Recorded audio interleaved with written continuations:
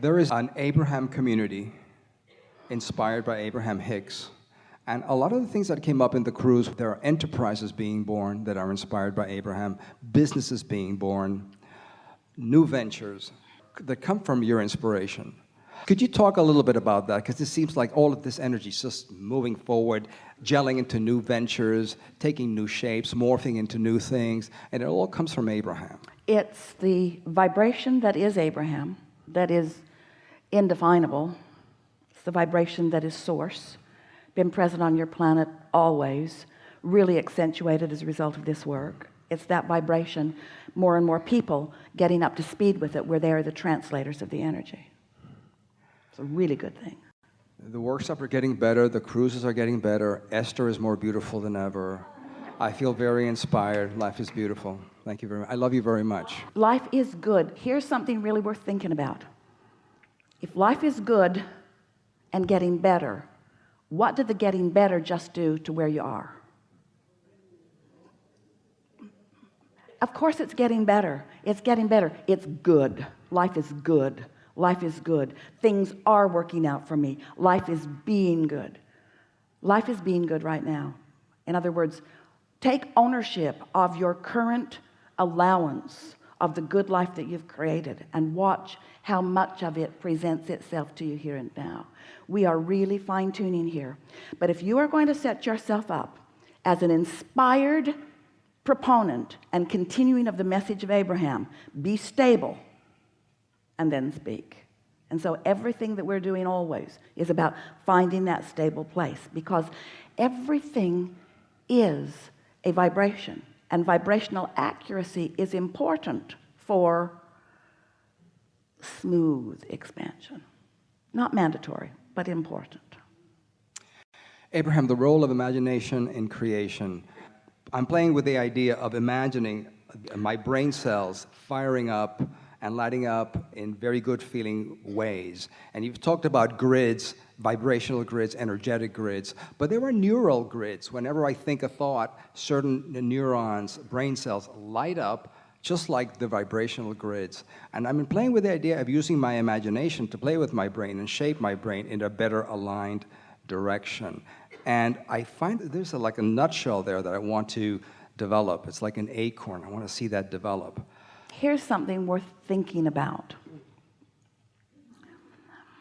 You know how your engine of your vehicle is doing its thing? You've put fuel in the tank, and there's some system that is causing a combustion that is giving propulsion to the whole experience. And while you could study how that's happening, and you could even make a little place for yourself under the hood where you're monitoring and being part of the engine process. Usually it's just better to get in your car and go where you want to go with it. And so you used a word here that we are very eager to chew on a little bit, and that's that word imagination. Because imagination, image, active image, unconditional, because I'm not looking at something and observing it. I'm not looking and observing. Actually, without even knowing it, I've found a vibrational stance which is causing the images. I have found a vibrational stance that is causing the images, and I'm receiving the images. I'm not imagining, I'm allowing myself to be imagined on in. So, Abraham, did you just say I'm not the thinker of my thoughts? Mm-hmm. You are the achiever of the frequency that allows you to receive and translate the vibration into a thought. So, Esther was visiting with a friend the other day who is not part of this work. She is Esther's hairdresser.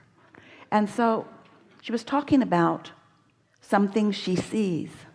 And Esther was explaining to her, Esther said, I find this place where I can translate into words. And you are finding a place where you are translating into images.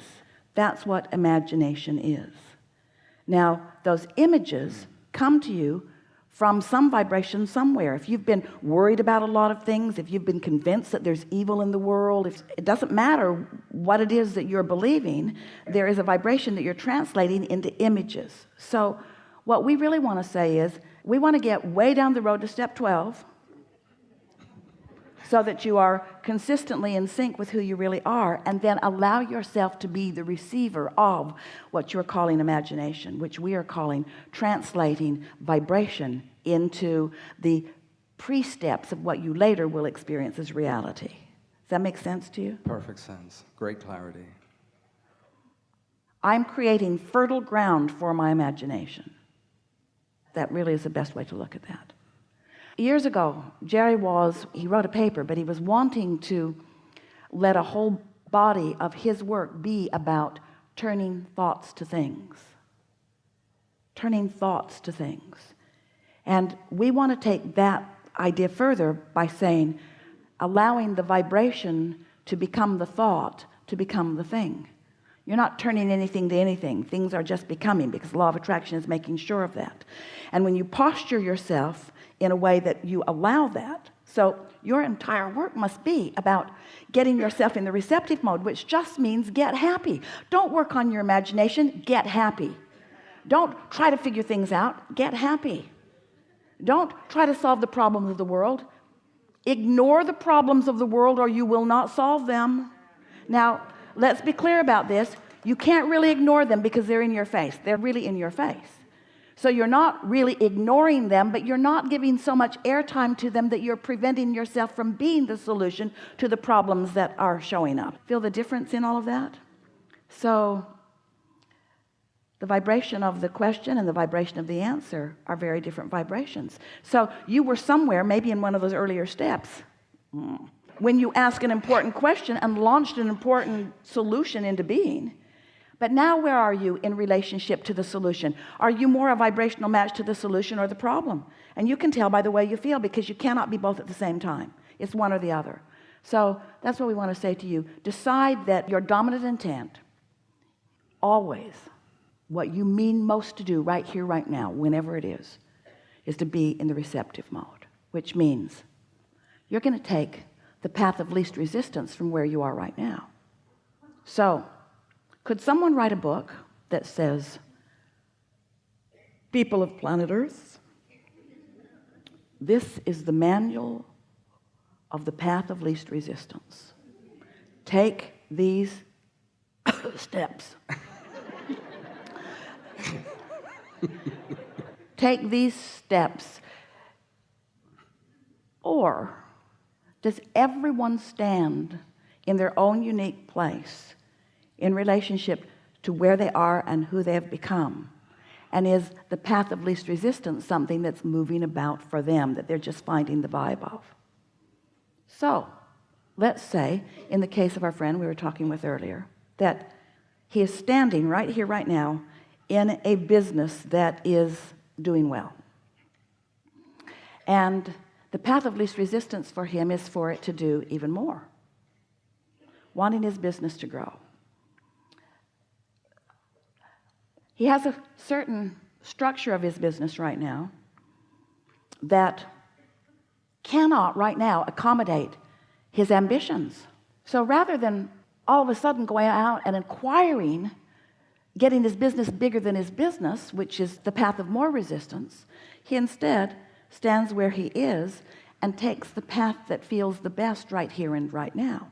So do I go get a big loan and build a big infrastructure and hire a whole bunch of people?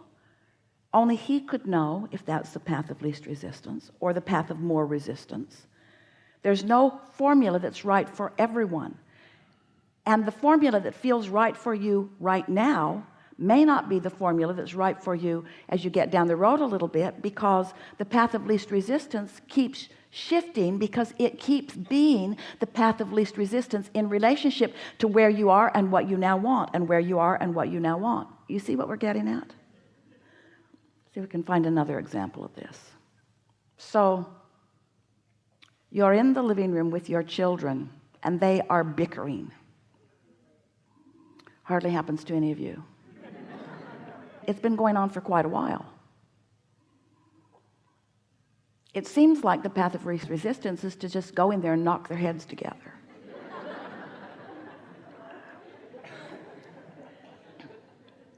After all, that's what your parents did. But you don't live in the same environment that you lived in then, and so that doesn't quite feel like the path of least resistance. And so you think, I'm going to get in this and I'm going to understand them. So you follow what you feel is the path of least resistance, because it feels like either knock their heads together or talk with them about it.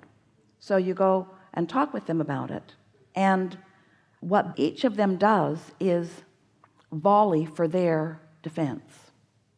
So now you're collecting all of this information, and now you're trying to sort out who's right and who's wrong in this. And suddenly you realize this wasn't your path of least resistance. You kind of wish you just knocked their heads together. But you decided earlier that that wasn't the path of least resistance, and so now you're here. You're not going to knock their heads together, but also now getting in the middle of this, you can feel is not the path of least resistance, because it's not getting better. They're more defensive. Everybody's talking louder. They want you to be the arbitrator. You know, you don't create their reality, you create your own. So now another path of least resistance is sort of lighting up, and the thought occurs to you, because your desire is strong and you're not too far from it, from your alignment. Maybe I'll just let them work this out. Maybe I'll let them have the life experience. That gives you a feeling of greater ease. Now, the parenting book said, never do that. The parenting book said, never go in and lay down the law and then just walk off. But you can feel that you're getting nowhere doing what you're doing, and that things are escalating rather than softening. And so you decide you're going to take the path of least resistance. And so you say to them, my tendency is to send you to your room, but I've decided instead I'm going to mine.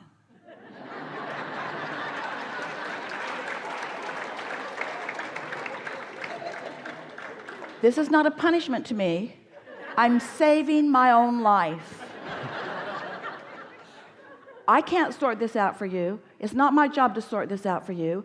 I don't have enough years left to get to the bottom of what's going on between you guys. And so I'm just doing what's best for me. And I would encourage you to do that too.